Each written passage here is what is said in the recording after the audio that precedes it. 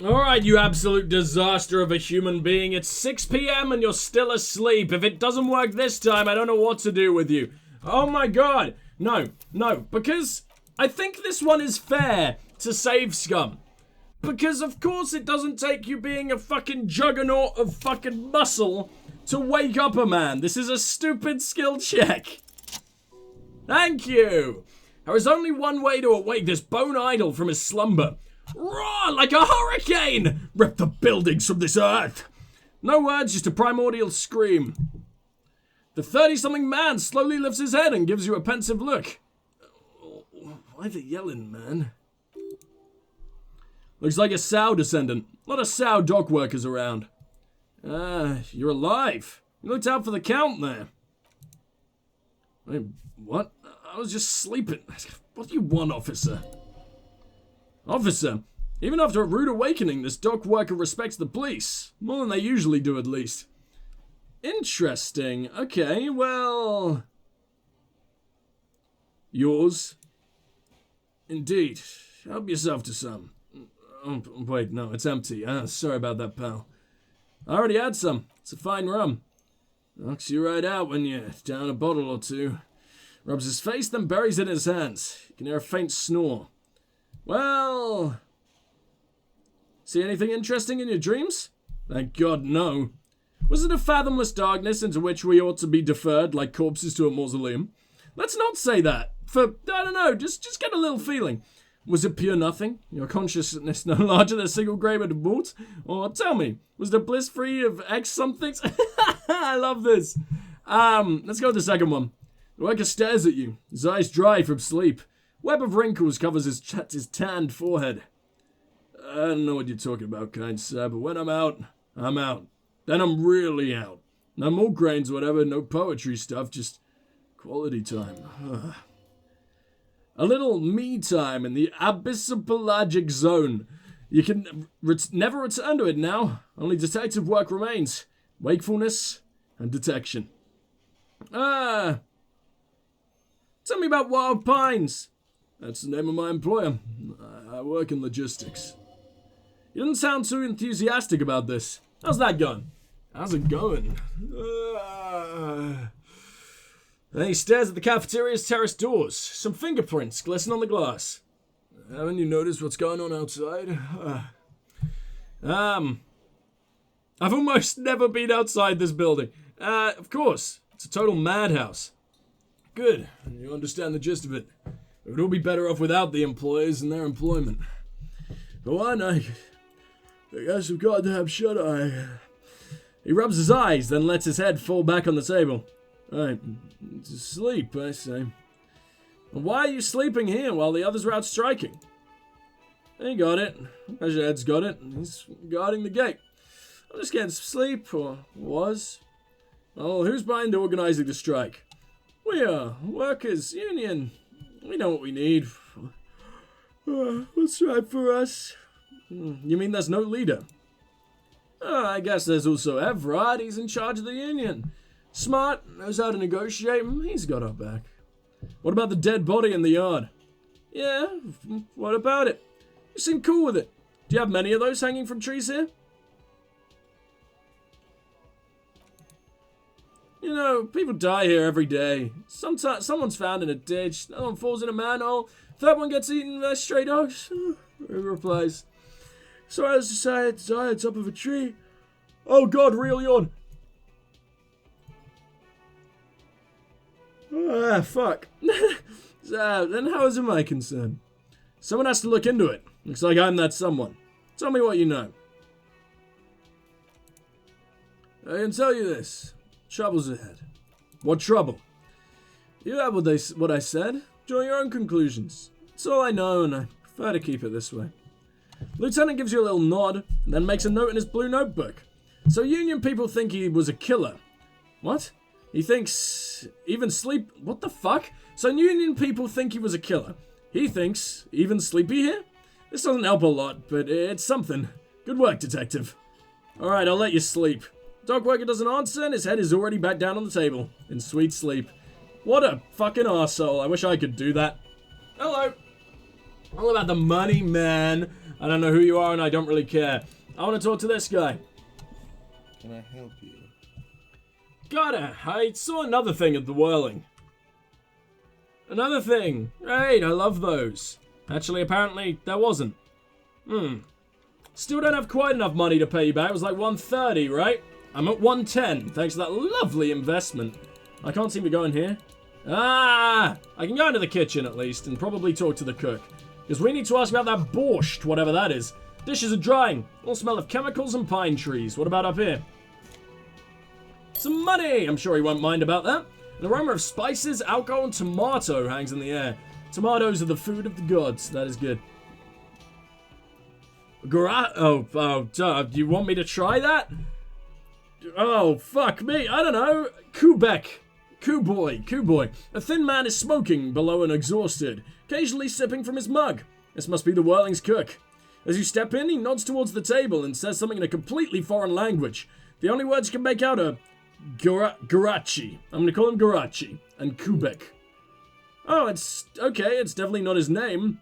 Oh, right, okay. Whatever you do, please don't call him Garachi Kubek. Please, it's not funny. Hello, sir. Got time for a few questions? The man puts his cup down and replies something, his left hand drawing arcs in the air. Leo, you're friends with Manana. That true? Wait, Leo said you're friends with Manana. Is that true? We can't hear him. You got some impressive pots there. He smiles and bangs his ladle against each of his pots in turn. It's almost like music, especially with the sounds of assorted dishes boiling and simmering on the stove. Leo said you're friends with Manana. That true? The mention of Manana gets his attention. He smiles and delivers a whole slew of unfamiliar words and lively gestures. Then he falls silent again. They're friends. What's in that borscht pot you're making? Point to the large pot. The man says a couple of sentences in that strange language of his and then waits for you to speak. Pretty sure he asked you a question. Mercury rising. The man looks at you, then the soup. His face lightens up. He picks up a bottle from the shelf. But need more vodka? Okay, so it's vodka that keeps the man happy and in good spirits. Clever move by the Union. Vodka borscht. I love it. Ratsan, turn it the fuck up and then ask for some yourself. Turning it up in seems like a dangerous idea, honestly. The place is a powder keg. It's true. I'm not blasting this place to hell. I'll leave the cooking to you. I had business. Well,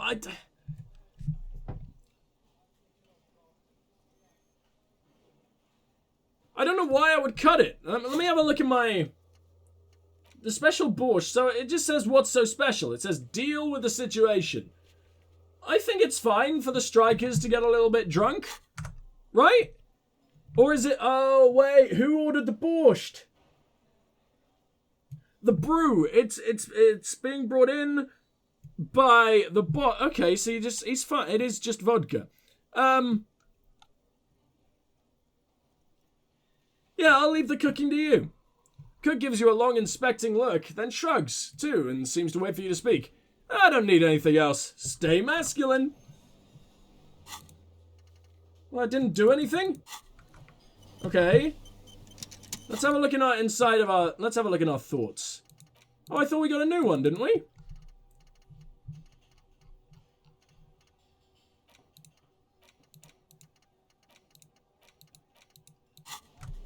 I don't fucking know. Okay, fine. Did I quick say? I don't even know. Let's go in here. Point to the large pot. Blah, blah, blah, blah, blah. Yes.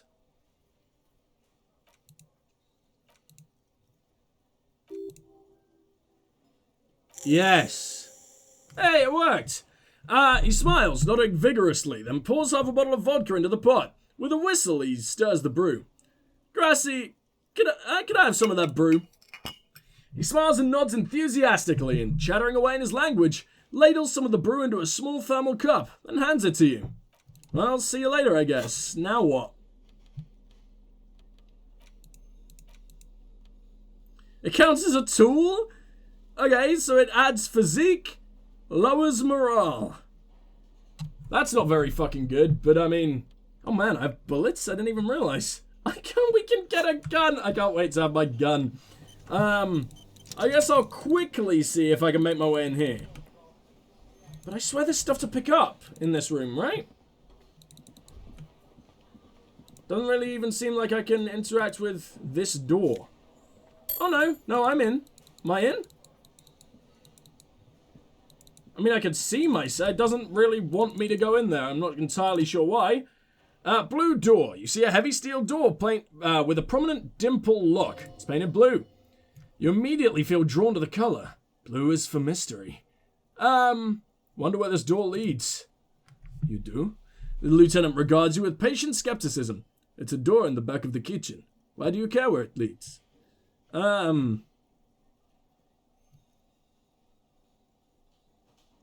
of duty. We may find something pertinent to the investigation.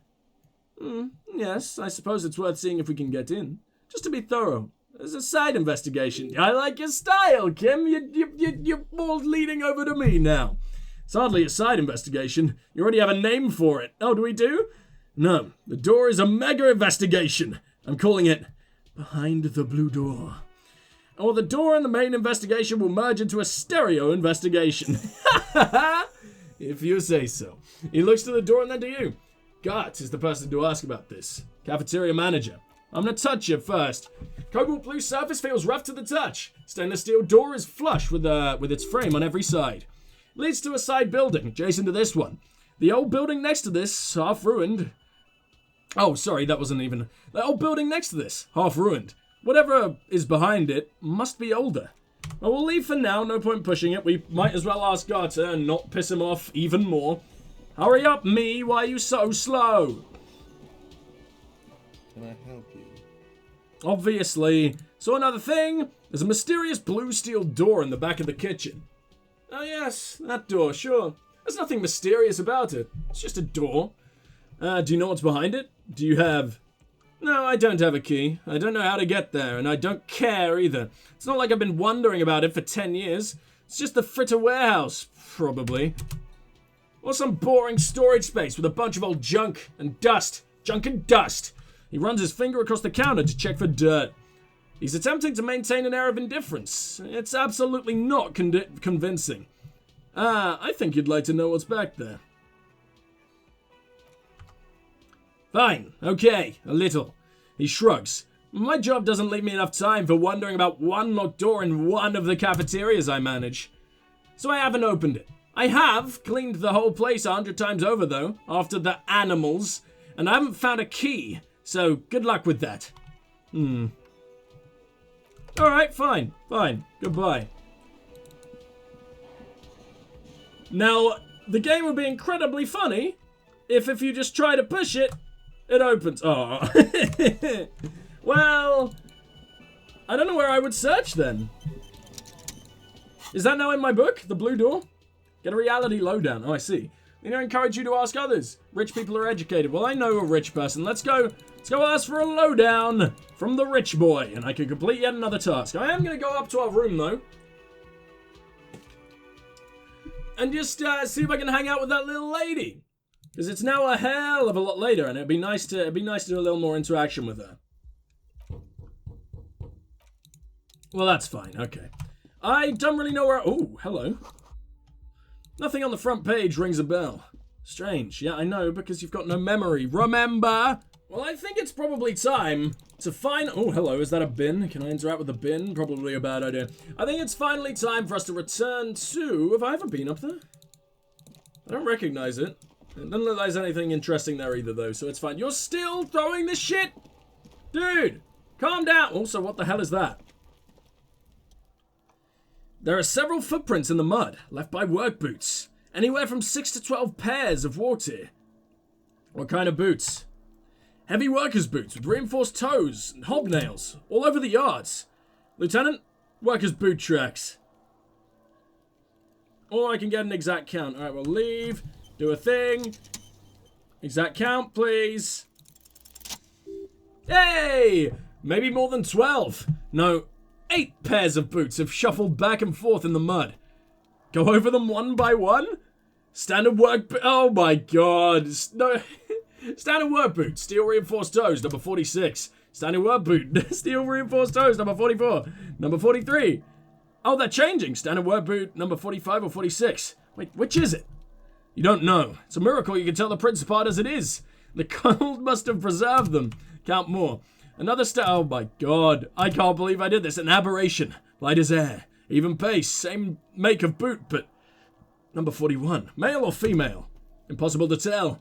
Could also have been an adolescent. The gait is undeveloped. I'm pretty good at this, aren't I? You're not half bad. It's as if the whole world darkens. Everything else has a thin film of unimportance on it. And the tracks burn in the middle of it. In a strange, beautiful way. And number 7. Glowing outline of a standard work boot, number 46, but the imprints are twice as deep as the others. The weight exceeds 200 kilograms. And yet another standard work boot, number 44. There's an aberration in the pattern of the sole, however, and the right sole is smoother, more worn. How many?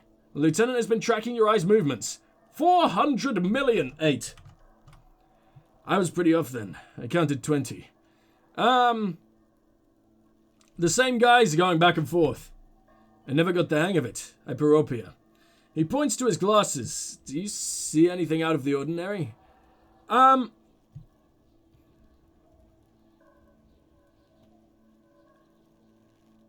heavy one. 200 kilogram imprint. I imagine that's probably measurehead. 200. He thinks for a moment. Could it be the combined weight of two people? One carrying the other who's tied up? Let's say a heavily built worker carrying a similarly built, soon-to-be-dead man. He might be right. 200 kilograms of living weight is unlikely. Hey Siri! 200 kilograms in stone. 200 kilograms. Oh, fuck me. Yeah, that's really it. 31 stone? That's like... way more than double me. That's terrifying. Okay. Maybe it was a giant. It could have been an extremely obese person. No, maybe one of them was carrying him over. Possibly, yes. The lieutenant marks something down in his notebook. But why? You're thinking, why did they have to carry him? Yes, they could have just used a makeshift stretcher or just marched him up to the gallows. Maybe there was a physically impressive strong man in their midst. Someone who wanted to impress their That's stupid. What? Maybe the carrier wanted to impress their peers with a display of physical might. Oh, it's Measurehead. Maybe the victim refused to walk in his own lynching. No, I think I'm right. You mean a display of athletic ability meant to belittle the victim? A local champion carrying the intruder alone? I can see it. Anyway, the others. Light step, number 41 shoe. A woman or a kid? I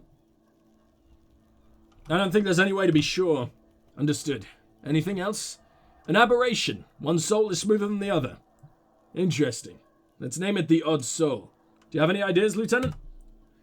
Someone operating a workbench with a pedal? Like a joiner at the harbor, or maybe a drummer. He regrets it the moment he says it. So, one of the people we're looking for is a drummer. Don't say anything, just nod. Be nice. I don't know why I said that. We're not looking for a drummer. We're looking for a group of dock workers. The lieutenant clearly appreciates the chance to clear up the drummer issue himself. The goodest of the good cops. Aw, really get Kim to trust you? Oh, I didn't even know there was like a relationship meter here. Well, obviously there isn't one. It's like invisible, but he likes me. He raises an index finger. Oh, I feel so good about that. Raise an index finger. Perhaps it could be a driver. A driver would wear out their right shoe before the left. The accelerator is on the right. Well, I mean, no. I would say that the brake is probably used more than the accelerator in terms of moving your foot. Because with the accelerator, you sort of just leave it on in one area and then sort of, just lift up. You're not moving your shoe around. You're not scuffing it. With the brake, you're like taking it off, putting it back on, taking it off, putting it back on. So I don't think that's true. Nod thoughtfully. We should keep our eyes open around the traffic jam. See whether anyone strikes out a potential suspect. Seems prudent, no? Yeah, prudent. The lieutenant writes the information down in his notebook, then reverts to the tracks in the mud. How old do you think they are? A week, maybe. 7 days would fit the time frame provided to us by the caller, who reported the hanging. It's not impossible. How do you know? I pulled last week's forecast for coastal Revachol. 7 days below freezing. The day before, the day of his hanging, was the last warm day. Correct again. Sub-zero temperatures would preserve the tracks in a good state. The commotion here could have taken place a week ago. What do you think happened here? What do I think? A mob of people brought something heavy to the tree. One of them was carrying the victim. They shuffled around, especially under the tree. Then after hoisting him up, they stood in a semicircle facing his direction. At first glance, this appears to be a lynching. Indeed, they all stood in a row here and looked at the tree. Yes. Oh, sorry, I thought it was him. Yes, everything fits it so well. Carried him over, hoisted him up, watched him hang. This is easy. I think we have a firm understanding of what's happened here. I don't. The lieutenant's eyes narrow, thinking to himself, it's too easy, isn't it? A doubt, perhaps? It would be unprofessional of him to be sure of himself at such an early stage of the investigation, yet we were just like, this is easy. Either way, what else? I believe we've been through all of it. At least for these. Right, I'm gonna try and get rid of the kid before I bring the body down. Fuck, does Cuno care? I forgot how much I hated you. I gotta ask, who is Cuno? Cuno's pig? The boy points at his chest with both thumbs. It's always Cuno, never I. Clearly the kid's using the third-person perspective as a shield. Interesting. You refer to yourself in the third person to distance yourself from the situation. Cuno doesn't do that smart shit. He seems offended. Don't throw that book shit at Cuno. Cuno knows you're lying. Trying to get Cuno hooked on the book. The boy knows he has an addictive personality. Admirable insight for his age. I don't remember what your voice was. Watch out, Cuno. He's trying to fiddle you. He's going to put his hands on you. The thing behind the fence starts squealing. Oh, sorry. That's us. The thing behind the fence starts squealing. Shrill and violent like a fire alarm. Sound gets louder as the child shouts at the windows overlooking the yard. Help! Pig's got Cuno! Help! Rape! Help! The boy joins in. He's got Cuno! Help! Let's answer the questions.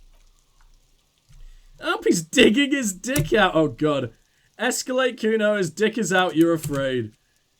Oh, pig's ratting Cuno! Somebody, please! It's full blast now, and the wind carries the message far and wide across mayonnaise. How did we get here? How did this happen? This makes no sense. There may still be a way out. Just appeal to his reason. Be logical, kid. I ain't done anything to you. Shut him down. Beat the shit out of the child. I ain't done anything to you. Fucking logical? Help! The pig is fiddling Cuno! Or whatever. Are you high right now? Yeah. He's having the time of his life. Total ecstasy. Fuck the pig. He's flashing Cuno. He's showing his genitals. He's showing his genitals? If you don't help Cuno now, it'll be too late. Who put you up to this? No one. Cuno's doing this because he likes it, pig. This is where Cuno establishes dominance over you. Change your plan. Can't let that happen. It will make things harder down the line. You may end up missing crucial information. Someone put you up to this. You put him up to this yourself when you decided to talk to him in the first place. Listen to your I can't say that. Can I say it if it's written? No, I really can't. Listen to your homophobic slur friend. Cuno hawks a loogie on the ground. Phlegm is yellowish and bubbling somehow. Ugh. Kim, did you do this? No. It was the harbour, wasn't it? Trying to compromise me. Then laughing, no, did Garter put you up to this? Cuno owns the fat ass, he whispers, then look. Oh, Cuno owns the fat ass, he whispers, then looks around and yells at the top of his lung. Yeah. What is this sick charade? Yeah. It's a bad. Really want to beat up the kid, but it's a bad idea. Look, Fig. Yeah, that's what he's saying because he's a respectable child. Even softer than before, vanishingly silent. For emphasis, a ghost is saying this. Shit-eating psychopathic ghost with an ace up his sleeve. I know you wanted to hit me. You got that. I'm gonna fuck Cuno up. Looking at the Cuno's dads get. Dad gets. The Cuno's dads get. Yes, there's multiple gay dads. Very progressive. The murder look. The rage look. Relax. Can't read your mind. He doesn't know what you were thinking. Yes,